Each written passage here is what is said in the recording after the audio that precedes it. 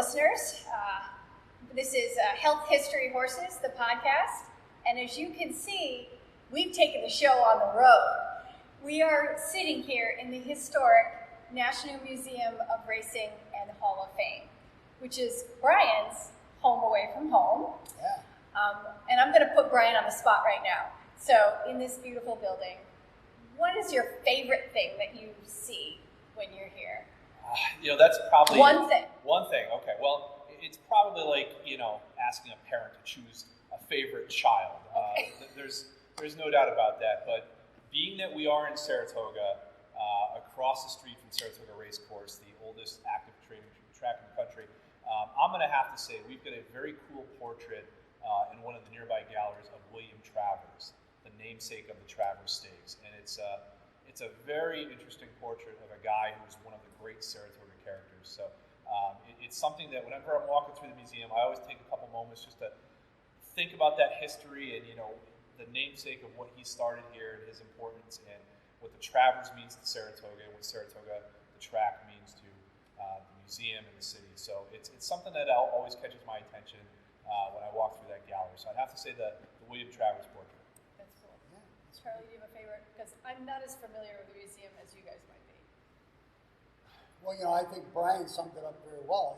It is hard to pick one area. I mean, there's so many different aspects in here that I absolutely love.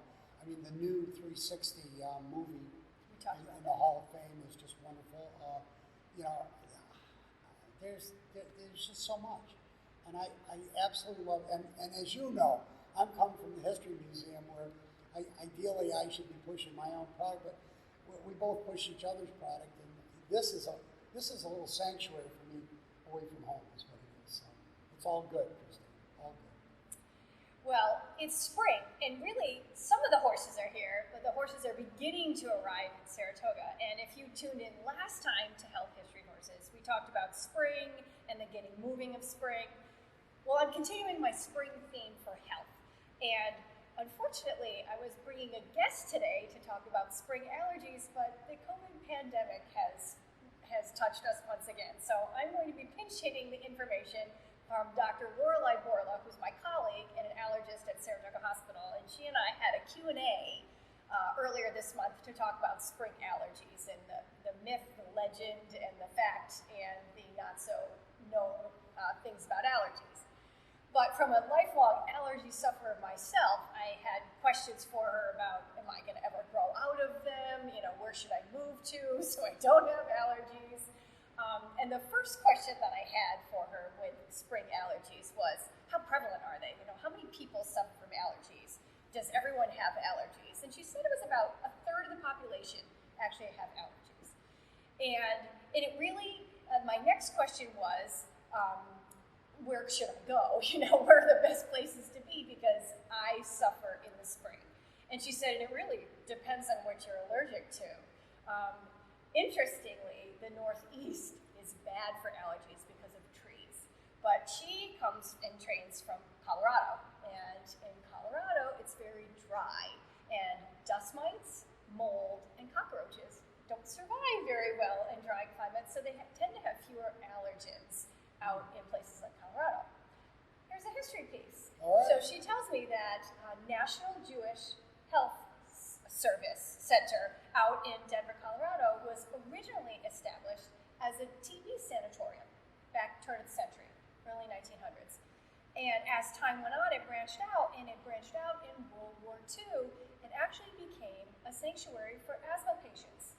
Wealthy New York City families would send their children with asthma out to Colorado for months and years at a time to stay and be away from their allergens.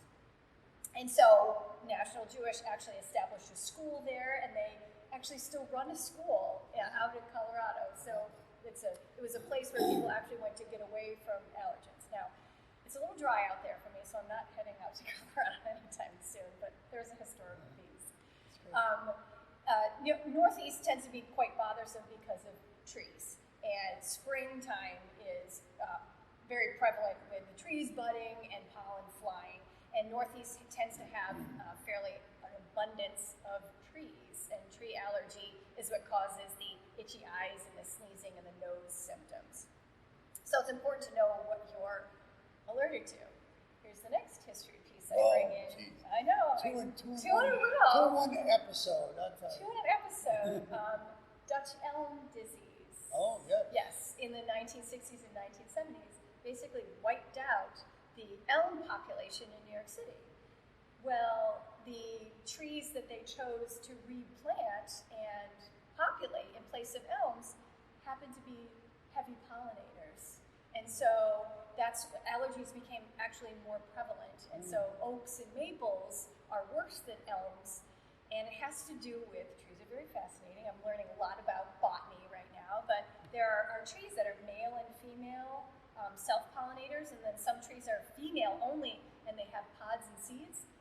Well, the landscape architects of cities were going to choose things that were a little cleaner, and we're going to drop all these pods and seeds, and so they were heavier pollinators. And so we lose the elms, and we got all these big trees that make lots of pollen. Now, if you can see behind us, it's pouring rain, which is a great day in spring for me because all the pollen drops to the ground because there's no wind. So between the Dutch elm and now the tie-in for the Western, I brought in two history pieces on health. I'm very impressed, Kristen. Very impressed.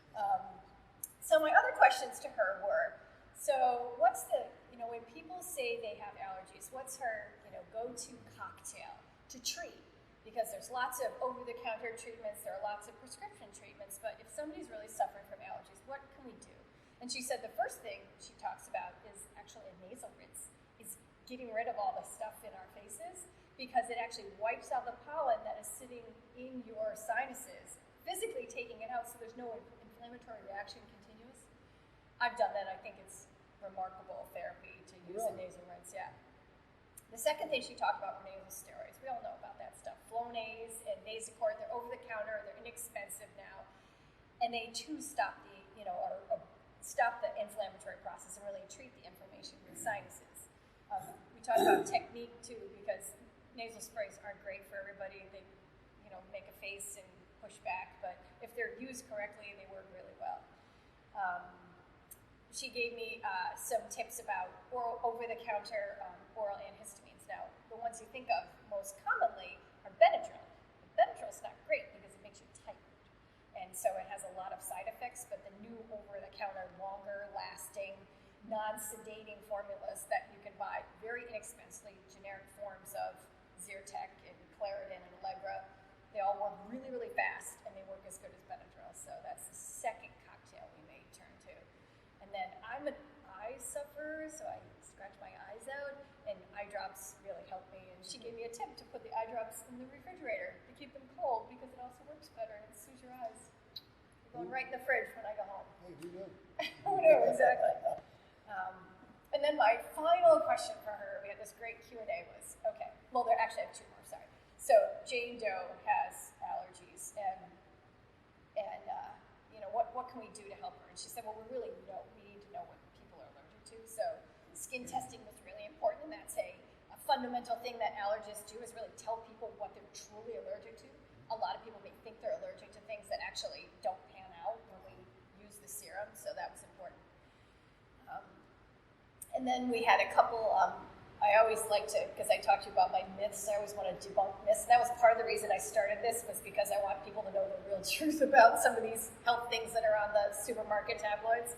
So she was intrigued by that too, because there's a couple things that she learned when she came here from Colorado was local honey is not a treatment for allergies. And I laughed because I said, it's not? I've tried that. And I said, oh, okay. I guess I learn something new every day. And here's more history, but honey is from, the bees carry flower pollen. And so honey is really full of flower pollen. It only has trace pollen of trees and grass and weeds because that's wind pollinated. Yeah, the flower pollen is very, very heavy, so the bees pick it up and it would either drop to the ground or it's going to go back to the hive to make honey. So there's minuscule amounts of the wind pollinated allergen out there. So all of the local honey that I purchased, I found it very delicious, but it was not going to help my allergies. Out it goes. Well, not out it goes. It went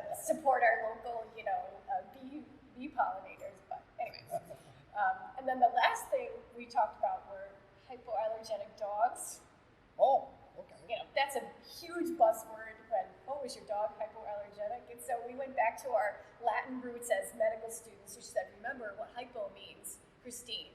And I said, yeah, it means less. And she goes, yeah, it doesn't mean none. So hypoallergenic breeds of dog, yes, are less allergenic, but they're not allergenic. And I said, yes, I know that because I have a hypoallergenic breed who still makes me sneeze. And she pointed out that it's probably not the dog that's bothering me, but the pollen that the dog is bringing into my home. So he gets a nice wipe down every time he comes in from going outside. She also told me that female dogs have one less allergen than male dogs. So, I don't know if I buy that. I don't know if I buy that either, but okay, that's what she said. They have one less allergen. I don't know how that's possible. There are truly less allergenic breeds. She does agree to that, but it's probably not the dog necessarily people are allergic to because they could be negative in skin testing. It's the stuff that the dog is bringing in that is bothering people. So, but I learned to tell the local honey thing. I cracked up. I laughed so hard. I'm like, I've tried that. So I'm desperate. Throw that theory out the window, huh? Yeah, that threw that theory out, but I was guilty because I'm desperate. I don't want to take all this medicine that I have. And this day when it's raining, I love the rain in the spring for that reason. So. Can I ask you a question? Yes. One of the things that was bantered around in all my 36 years of teaching was the fact that there seemed to be, at the beginning of my career and toward the end, an increased number of children that showed signs of allergies. It seemed like, back a million years ago when I first started, kids weren't allergic to a lot of things, and the environmental and then also food and everything else. Is there any trends that she's seen? Did that come to the forefront? Did you talk about that? So we talked about, allergies were actually it was an aristocratic problem because it wasn't a problem of developing nations and countries. It was actually a problem of already established. Oh, okay. Because of just the way they lived. They had different way of heating their houses, and they were potentially more hygienic. Yeah. And it moved from just the higher echelon of society down to the developing countries just in the last 30 and 40 years because of change in hygiene. Parasites, you can't have allergies or tapeworm basically. People started wearing shoes more consistently and cooking their meat differently so they weren't getting parasites. There was a change in home ventilation from wood burning and other coal, but now you're getting forced hot air, and so there's air blowing around and a lot of ventilation. There were changes in diet and physical activity and introduction of environmental toxins that increased allergies. Okay. I don't know if that answers like the peanut allergy question because we've seen that too, that many more children we're talking about that more frequently, that there's always someone in a class that has a peanut allergy, a nut allergy. Yeah, absolutely.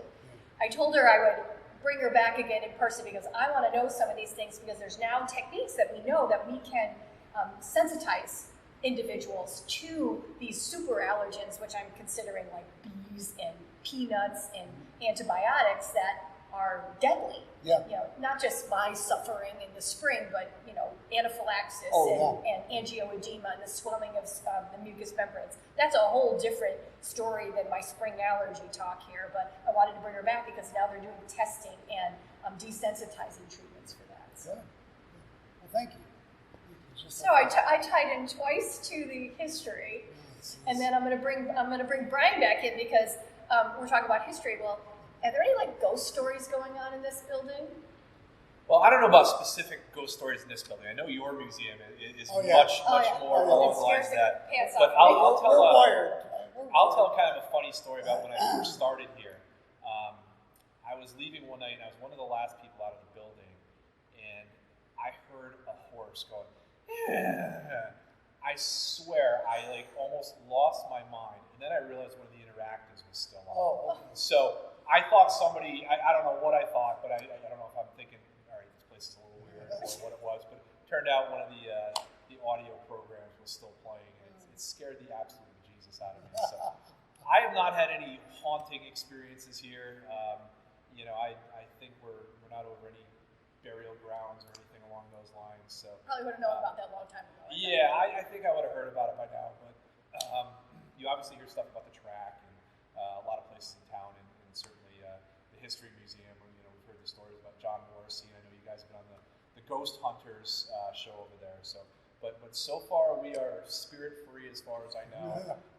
Except it is a little dark now with the rain, so if anybody is here, let's just everybody play nice. Is all I'm Right. saying. So, Stay in your corner. exactly. All right, Charlie. So tell us what you have for our history lesson today. No, I've got something. Okay. I decided that we'd go back to basics this week. And when I say basics, sometimes you have to kind of think back to what your roots are. And this happens quite often, especially in the history realm. And I'll just give you a side note. When Dave and I had our tour business for 19 years, we used to ask people, what was it that founded the city of Saratoga? We figured that was a nice icebreaker before a tour, like keynote speech or something like that. It's amazing. They went your way, Brian. It was all about horses. Yeah. And we said, which is the title of our podcast, Health, History, Horses. And no offense, horses came later, but health was the first one, and therefore was the mineral springs. So there's been numerous talks recently about different aspects in the city, and I think we overlook sometimes the whole idea of how important the springs are. So I brought some props, and we'll talk a little bit about the mineral springs. Saratoga, first of all, has some of the most unique springs in the world. We have some of the most highly carbonated, highly mineralized, cold water springs in the world. Now, the reason I kind of underline in my talk of cold water is think about when you're in your kitchen and you're trying to cook something. If you're trying to dissolve something, even in your kitchen as in a chemistry lab, heat helps to speed things up in that respect. So as a result, a lot of times it takes a little bit of heat, constant stirring, and the sugar dissolves, the salt dissolves, whatever. But when you're talking cold, it's almost impossible. And I think back to when I was a kid, and I didn't live that far from here, down there. And we always were on a hunt to find how we could make some money. So the old Kool-Aid stand was always a big one. There was nothing worse than you got yourself a pitcher, you got it filled partially with ice, you put water in it, then you took whatever packets you had, whether it was Kool-Aid or something else, put it in and started to stir, and it sounded like you were mixing a rock mixture. Because as you were, it was like along the bottom. It took forever to dissolve it because it was all cold. But this is what I'm trying to get at. If you have hot water springs, go out to Yosemite, go to any of the spots out west that have hot springs. They're loaded with minerals, but they're all at about 200 degrees Fahrenheit. So you can understand, heat, dissolve, bingo.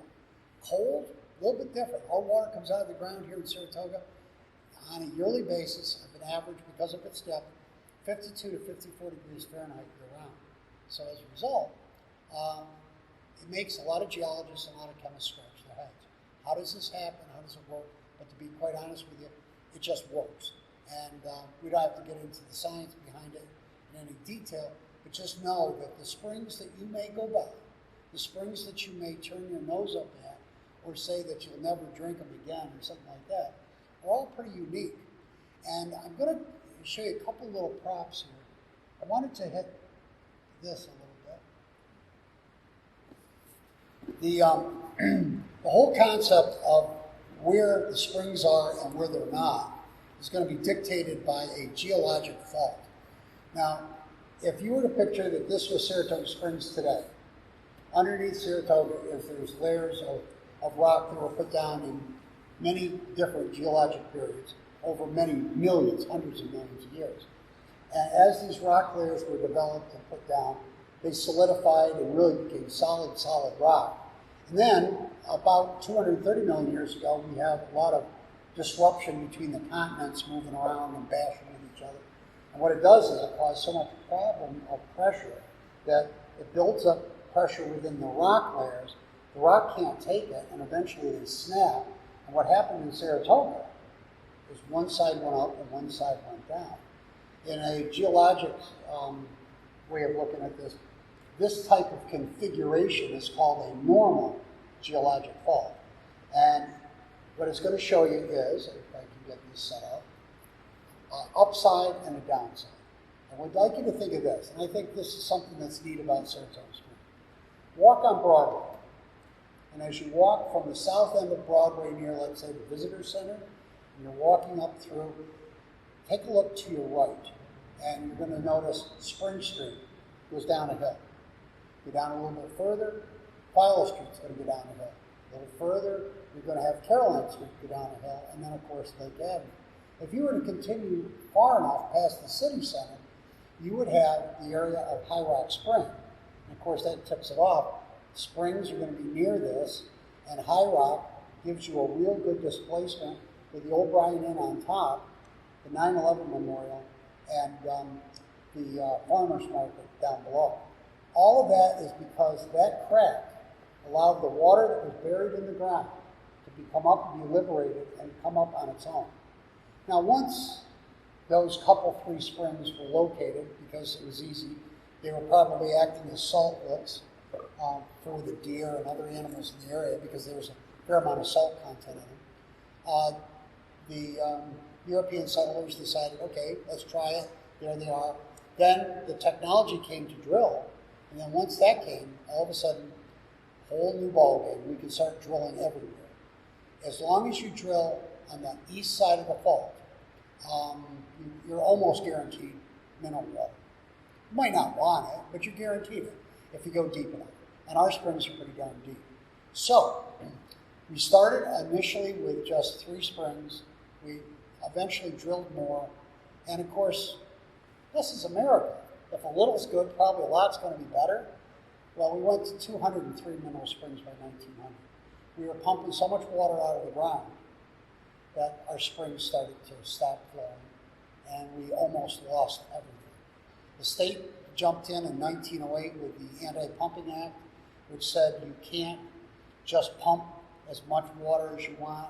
It also set a precedent in the legal community where the overuse of one area of a resource can definitely have an impact in another geographic area that's nearby. And once they determined that, then they started to shut down springs, they started to buy the land. Instead of having private ownership, state and city ownership, and we are down now to 21 springs. When they made that law, was that because of individuals doing it for personal use, or was it companies trying to sell it and make money off of it, or why was there such demand for it? That's a really great question, Brian. It was the whole 1890s upswing in the idea of carbonated drinks. And during that period of time, soda fountains flourished. They just went bonzo all over the country. And the need for carbon dioxide in water was there, and it could be done with reagents. In a chemistry lab, you could do it, but there's cost to that. Once they found that our water was naturally carbonated, the carbonic sales company started to put down 40 wells in the state park, pumped them 24 hours a day, took out millions of gallons of water per day, put the water per day. They put it in standing columns like they look like silos. They allowed the gas to come off under just normal 1 atmosphere pressure, and then they filled the top cavity with all this carbon dioxide. They would pull it off, bottle it, and then dump the water, fill it again. And the abuse was terrible. And the water table kept dropping and dropping and dropping until finally a lot of our initial springs all went dry. And this is pre-1900? It started Turn of there. the century. Yeah, by the time we're around 1903, it's in your face. They're pumping millions of gallons per day. Just taking it for the carbon dioxide gas. And then dumping the water. So, unfortunately, because of the way they dumped it, it didn't necessarily get back into the water table directly. So the recharge took a long time. That means that today it's raining, as you said, you're recharging the springs. It's not that we have a rainy day in Saratoga. We never have any. What we're doing is really recharging all the springs and helping Christine with her allergies. Yeah. See, you can justify it. Now, the whole idea of saving the springs was put forth by a man named Brackett and another one you probably heard of, Trask, who was involved, of course, with Yale. And the laws were passed and things were changed. And today, they have geologically looked at the whole area and said, if you pump with 21 springs, you'll never deplete the water table. So that's why we have it. And is this after the health benefits were recognized of the water? This is independent of the people coming to the waters for health benefit and going to specific springs for that mineral content, for that ailment? Yes. Yeah. I mean, the whole idea of efficacy in the water, as you're talking about, really starts cutting into ground 1850 and Earlier. Yeah, and it rides a wave. The difference is that by the time you get to 1880, 1890, the number of people that are so-called coming here for just their health is very small. They're coming here for the fun because the track is good, the downtown is good, just like today. Gambling, everything. Yeah. So what's going to happen is there's sanatoriums that are going to operate. They're going to give people different treatments and stuff. But the real abuse is going to come for, again, the taking of the carbonated water for soda fountains. So, and think about this. One of the things everybody loves, and in fact, Stewart's invented the make your own sundae. Okay, where's the sundae name come from? It comes from the fact that when the 1890s, people were drinking carbonated drinks in soda fountains, some of the young ladies professed that drinking that, sometimes the carbon dioxide would be kind of going up their nose and it caused them to be intoxicated. Now, of course, we all know that there's no real intoxication on that, but that was the talk. So the talk was so strong on that what they basically did was said, okay, you can't serve that on a Sunday. So there were no carbonated drinks on Sundays. In order to make money 7 days a week, the ice cream was still put in dishes, no carbonated water, but just the toppings. And if you wanted that on a Tuesday, you asked for what everybody ate on a Sunday. By the way, the lights just went out, and I think the place is haunted. Yep. Could be. That could be our. Yep. Could be We just stirred up the spirits of the National Museum of Racing. How's it look this way? It looks fine. It's funny. It did dim out on us a little bit, but We're gonna be okay here. Okay. this light's keeping us going. Okay. I got one last little thing, and then I'll shut up because I know I've got a bad reputation. Ooh, bottles. Old bottles. The last time I'm going to bring up is this. These are the bottles that the water that was bottled in Saratoga throughout almost all of the 1800s were put in. You'll notice this one has a little bit of a green, well, quite a green tint to it. Some of them have brown tints. And these were made mostly by a glassmaker who came out of Vernon, New York, and his name was Oscar Granger. And when Oscar came here under request by some of our big spring owners, he brought 100 glass blowers with him, and then he searched the area to find where would the natural resources be best in order to make bottles. And he chose the top of Lake Desolation on top of that mountain because there's plenty of sand that is glacial, and then there's a lot of hemlock, and he loved to burn hemlock. He contended that it gave a very hot, even fire in the furnaces that would melt the sand to make the glass. The other thing which I think is kind of unique, actually a couple parts. One is everything's embossed on this. So there was no paper labels. That ends up working in our favor in Saratoga because if there had been a label and this bottle had been shipped and somebody drank the water, they would have probably put this in some warm water and taken the label off with the idea they were going to reuse the glass bottle, turpentine, paint, cider, something like that. Well, he didn't choose that. He wanted the embossed lettering, and when he did that, these would stay almost forever, as long as they weren't broken. They always had Saratoga Springs, the name of the spring. This was the Congress Spring, big C on it. And this was a pint bottle. He identified pints and quarts was what they would sell. And the second part, I think, is genius. It's a green bottle. How do you get green glass? You don't purify the sand as much. If the sand has got extra bits of iron and things in it, it takes a long time to filter until it's pure sand, silicon dioxide, and then you get white glass, clear glass. he decided he could save a few cents on each bottle if he kept the iron, and that's what green gives you is iron. And all of a sudden, you've got green bottles, which are saving him some money. And when people ask why, he says, this stuff is like medicine. I want to protect it from photo degradation. So the green glass, just like a pill bottle, is very helpful with that situation. So some of the history of Saratoga Springs. Stuff. Thank you. Well, I'm going to talk about something historical that just happened. Oh, yeah. We got to talk about the Kentucky Derby. Yeah. We absolutely got to talk about it.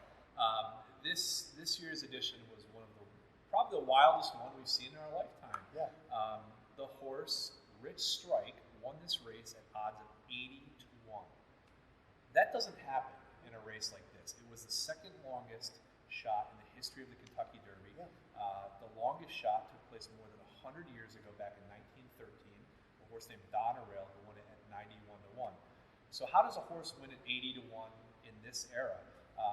You don't even see those odds for most races. Things do not usually go that high, but this horse got into the race at the last minute. So as of Friday morning, when they're drawing the post positions, this horse was not even in the field.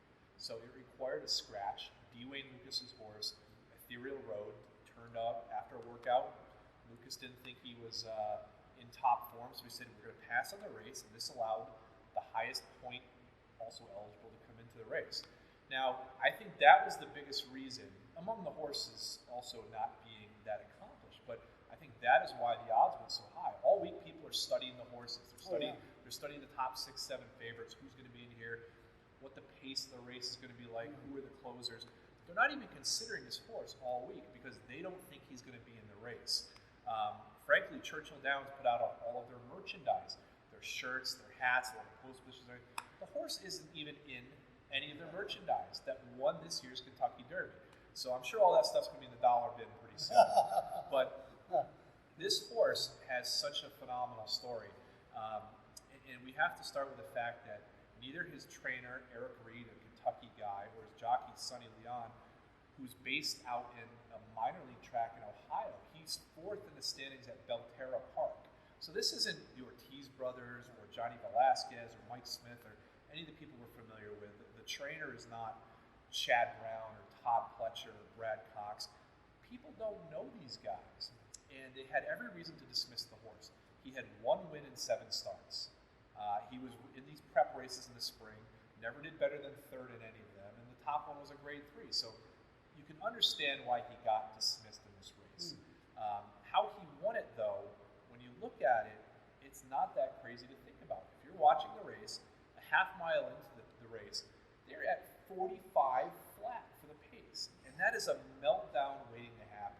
And basically what happens is these horses that are on the front end, they are using all of their energy up early on, and they're hoping that they've got enough in the stretch. And a couple of the ones that were out there very fast were a couple of the favorites. And meanwhile, this horse is just sitting about 14th or 15th. He's coming into the stretch, and he sees a couple of open windows to make moves, and he's got everything in the tank. Yeah. And he just starts picking one off by another. And he had one opportunity where the jockey made a brilliant move. He could have gone all the way to the inside, but he didn't. He ducked around the horse that was on the rail, and he had a straight shot. Yeah. And even though this jockey was not a named rider, he was brilliant in this race. He made an absolutely brilliant move, and that's how you get a horse that wins at 80-1 in the Kentucky Derby. It was a good race. I tell people, people who are new to betting, people will ask you silly things and stuff that you just kind of dismiss. We had a derby party here, and people were asking about, if I bet $2 on every horse in the race, I'm going to make money. And I'm going to say to them, well, 99% of the time, that is not going to work. Because if you've got 15 horses in the race and you bet $2 on each one, you put $30 in right there. That means you're going to need a horse that's going to be at least 16-1 in the odds to do this. Now, the Kentucky Derby, you've got 20 horses. You've got this long shot horse at 80-1. You don't want to do this. This is not a betting strategy, but it worked. It worked in this instance. If you put $2 to bet on all 20 horses, you bet $40. Yeah. This horse on a $2 bet paid $163 some odd dollars. So it was one of those weird circumstances that turned out to be absolutely beneficial. And it was a great underdog story. It was one of those things that, It only happens in sports. Yeah. You know, these things that just kind of come out of the blue. But there is one kind of Saratoga tie to this race that not a lot of people picked up on. So this horse, Rich Strike, do you know who his sire is? I do. Go ahead. Keen Ice. Who Keen beat Ice. the American Pharaoh and the Travers. Exactly. I don't wanna Keen talk about Ice that. in You don't wanna talk about 2015, Rich Strike's sire pulled off one of the huge upsets here at Saratoga. Yeah. He beat Triple Crown winner American Pharaoh and the Travers. So, but even if you thought of any angle like this, nobody in their right mind would have picked this horse. One race, he had won one race in his life, and Calumet Farm, which bred the horse, has won the Kentucky Derby several times. They breed these horses for the Triple Crown Trail, and if they think they're any good, they're going to keep going out of them. They put this horse in a claiming race in his second career start. So he got claimed, but that just tells you that they didn't What's think. a claiming race? So claiming race is basically the lifeblood of horse racing. Probably 60 to 65% of races are claiming races, which means the horses are up for sale. So you can put a claim in on them for whatever the tag price is. They claimed this horse for $30,000, and he just won a race that was worth $3 million. So pretty amazing stuff. Pretty amazing stuff. Well, I got to ask you a question. Sure. I looked at the tote afterwards, and I noticed the $1 superfecta paid like $321,750 or whatever. Was there any claim on that? Because I don't think so. I can't didn't- imagine you'd put that in the mix. There on a super- were some winners on tries and Yeah. stuff like that you'll see, but I did not hear anything about that being hit. 'Cause I looked at That that- person would have been at Good Morning America the next That's day. right, yeah. Because that would have been the odds in that would have been in the Oh, hundreds of thousands to one Oh, yeah. at minimum. the permutations. Yeah, I mean it was just a phenomenal race, and the horse got undervalued. I mean he's obviously the time he ran and the speed figure was solid. So he's not going to run in the Preakness. They weren't. They never thought he was going to run in the Derby. They were telling the stable workers and everything to pack up because they were getting ready to race in a race the following weekend called the Peter Pan at Belmont. So their long-term goal, thinking they weren't going to make the Kentucky Derby, was they were going to go in the Belmont Stakes, and they were going to prep in this race called the Peter Pan. But the Preakness is coming up a little too soon for them in their plans, so they're passing on it, and they're going to get the horse ready and take a shot at the Belmont. So pretty wild stuff. Hope the distance will be right. But They think so. that's a stretch for most, right? It absolutely is. A mile and a half, and that home stretch, they call it the test of the champion because of that. That's It's probably the one time in their lives most of these horses are going to race a mile and a half. The Derby is a mile and a quarter. The Preakness is a mile and 3/16. There are very, very few dirt races out there that go a mile and a half. And the ones that do are usually older horses that contest in them. Yeah. You'll see them here and there. Saratoga's a couple races that are mile and 5/8. I think they've carded one that's a mile and 3/4 every now and then. Usually anything beyond that is called a steeplechase. So right. So these horses, mile and a half is a true test for them as a 3-year-old in June. So it's a lot to ask, but it really separates the horses, no doubt. Can I ask you another question? Sure, fire If we away. have time? Yeah. Have you been keeping track of the construction on the Wilson chute? I've walked by there a couple times. I haven't seen that area too much. I saw that they've been working on a structure by the paddock. I don't know if you've seen that, where the paddock bar is. There's going to be a structure above that, which is going to be an enclosed kind of suite area where you can look out into the paddock and have kind of a bird's eye view of everything going on. So it looks interesting. I'm not sure. I saw some renderings on it, so we'll have to see how it plays out over there. But they are bringing back what's called the Wilson Chute this year, which is a configuration that they used to have at Saratoga, but they changed it over the years. What it's going to do is it's going to allow them to run some different type of races, different distance races, which they hope will generate some more horses that'll come here, larger field sizes, which is advantageous for people who are betting because you want to have all those betting options. So we'll see how it goes, but I have not seen the construction on them. I'm interested to see how many races they card in that style, how the trainers respond to it. I mean, they obviously did it because people were probably saying, hey, there's a need for something like this. So we'll see how it goes. Well, I mean, everybody that I've talked to that said that there was a need was anything coming off the turf. And how if you had a mile and you need to come up, you can't put the starting gate there, so the Wilson chute would be the only one, right? Yeah, I would think so. So it'll be interesting to see. And when horses come off the turf and they race in the dirt, you tend to get a lot of scratches. So maybe this affects some of those numbers as well too. So we'll see how it goes, but it's interesting. I think it's great. Yeah, why not?